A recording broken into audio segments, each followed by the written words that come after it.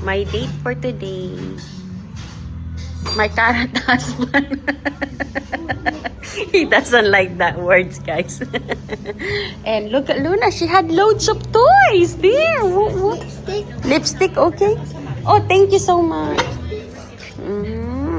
Yummy? Is it yummy? Ito yung akin. Ito yung akin, guys. With sticky rice. Wow. Ayan kami dyan. Thai restaurant. No? Polish? Okay. And naman yung kay Pangit. Kitty. You don't have a rice? Why would I need rice? I got a feeling I'm going to get some of your potato. Oh. Assuming ka, ha? Hindi siya order ng rice niya. Kukunin niya pala yung He akin. knows me very well after 20 years.